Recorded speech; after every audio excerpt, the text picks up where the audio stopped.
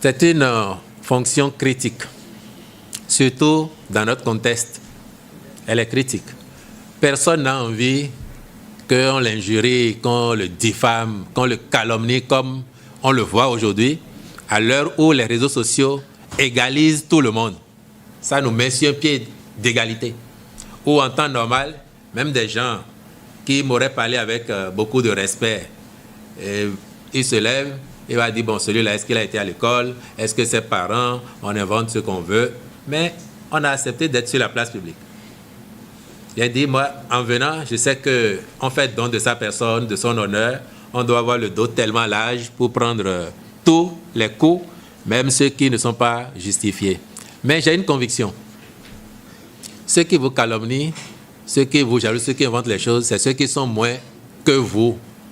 C'est ceux qui ont envie d'être vous. C'est ceux qui ont envie d'être à votre place. Parce que ceux qui vous dépassent ne vous injurient pas, ne vous calomnient pas comme ça. C'est ma conviction. Et quand j'y pense le soir, je suis rassuré et dis, bon, je ne suis pas si mauvais que ça. Je fais mon chemin, j'espère y arriver et j'espère vous faire honneur parce que c'est vous, nos employeurs. Moi, j'espère vous faire honneur. J'espère qu'un jour, à la fin, vous allez dire, bon, tu as essayé de nous défendre aux côtés de celui à qui on a donné notre confiance. Mais ce n'est pas facile. Je voudrais insister là-dessus pour dire, et c'est là où je parlais de déprogrammer, reprogrammer. Je vous ai donné l'exemple de ce que je disais au début du magistère du président Boni Yayi. Et c'est très sincère, je l'ai fait. Mais quel est le Béninois pour prendre un exemple parmi tant d'autres? M. Boni Yayi n'a pas tout fait mal. Aucun bilan ne sera jamais intégralement négatif. Mais nous aspirons à ce que le positif soit supérieur au négatif.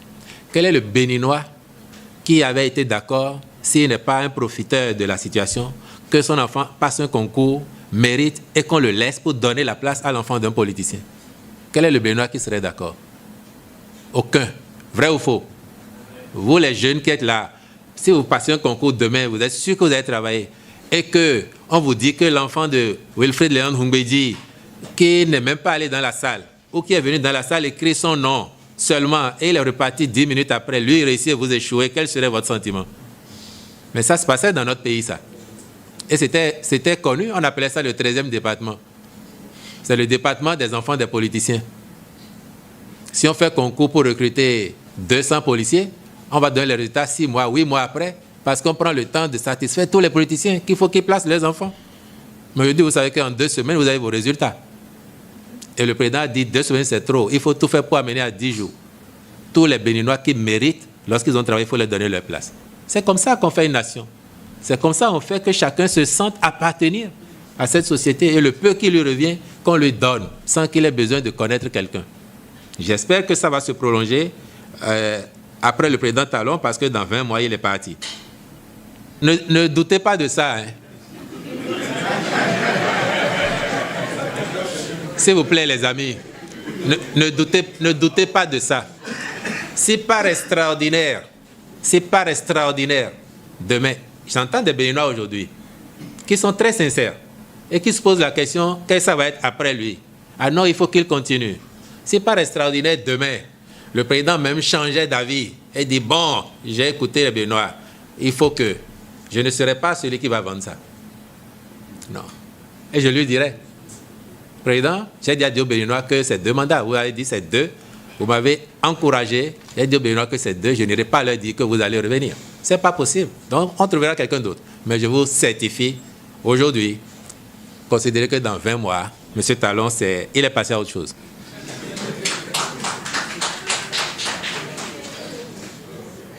Le rôle de l'école dans la transmission de ces valeurs, Yasmine, il faut déjà que nos enseignants, dans les écoles, eux aussi, ils soient des citoyens pour être le lien fertile entre la famille et la société, afin que les enfants, quand ils ont quitté la maison, ils ne se retrouvent pas à l'école aux mains d'enseignants qui n'ont pas a priori de valeur. Je dis ça, je donne l'exemple d'une école quelconque, une école confessionnelle par exemple, où vous avez les enfants, à la fin de la journée, entre le moment où ils ont fini les cours et le moment où leurs parents viendront, on organise des sessions de renforcement. Les maîtres leur font l'étude. Ce n'est pas obligatoire. Mais vous avez des écoles où les maîtres, je dis, ils appartiennent à des écoles confessionnelles, hein, que ce soit catholiques, protestants ou autres.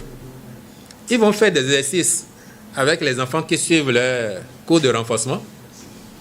En composition, ils vont amener ces exercices-là, sachant que, et ce n'est pas qu'on a exécuté ça au programme, hein, mais ils vont donner les questions du programme et donner les questions qu'ils ont montrées à d'autres. Ils défavorisent ceux qui n'ont pas suivi leur cours, comme si c'était obligatoire de suivre. Bon, donc, j'ai dit ça sans rien dire. Et... Ou bien, s'ils font et que votre enfant travaille bien, quand vous allez là-bas, le maître va vous demander, ou la maîtresse, est-ce que tu as vu le résultat de ton enfant? Comme si c'était une faveur et il veut que tu lui donnes quelque chose. Je suis fils d'enseignant. Ma grand-mère était institutrice. Ma maman, institutrice. Il m'est arrivé un jour, CE2, un matin, on n'a pas récité les leçons. Ma grand-mère m'a eu en CP. Et puis, quand je l'ai vu venir, honnêtement, j'ai pensé que j'étais sauvé parce que la maîtresse, elle nous tapait au mollet. Et puis, elle est arrivée à la porte, elle demande qu'est-ce qu'ils ont fait. La maîtresse a dit ils n'ont pas récité leurs leçons. Elle dit quand tu les auras frappés tous là, celui-là, tu me l'envoies chez moi encore. Donc moi, j'ai eu 2. Quand tu es deuxième, troisième, grand-maman dit que tu n'as pas travaillé, que le fils de l'enseignant doit être premier. Ce n'est pas d'être toujours premier qui fait qu'on est aussi... C'est une bonne chose. Mais ne traumatisez pas les enfants à leur dire il faut qu'ils soient premiers. Non. Il faut qu'ils soient eux. Permettez-leur d'être eux, de vivre leurs rêves, leurs passions. Des gens me rencontrent parfois, par admiration, ils vont me dire il faut être comme ton papa. Je dis il ne faut pas qu'il soit comme son papa. Il faut qu'il soit lui, il faut qu'elle soit elle. Il faut leur permettre ça. Ne les embrigadons pas, ne les enfermons pas. Ce n'est pas notre vie. Ce que moi j'ai vécu comme éducation, je ne vais pas donner à mes enfants. Je ne les frappe pas. Je parle beaucoup. Je fais semblant de frapper parfois à la main, mais moi, ce n'est pas comme ça que mon papa m'a frappé. Hein. Et dites-leur, pour Emmanuel toujours, qu'ils ne regardent pas les autres qui ont réussi ou qui paraissent avoir réussi pour renoncer à leurs valeurs, pour se dédire. Soyez vous, assumez-vous. C'est comme ça qu'on fait son chemin. On peut avoir raison seul contre tous. Après, il faut savoir, oui, qu'on est dans une société. Qu'est-ce que je concède à la société sans pour autant perdre mon âme? Donc, si mon ami qui a triché a obtenu ceci, est-ce que j'ai le droit de tricher? Je vous ai dit, certains ont le droit d'être voleur. Peut-être que celui qui a triché, lui, a le droit de tricher. Hein? Et toi, quand tu vas essayer, on va te prendre. Faut pas... Dites-leur d'être eux. Il faut qu'ils osent assumer qui ils sont, sans se laisser influencer par les autres.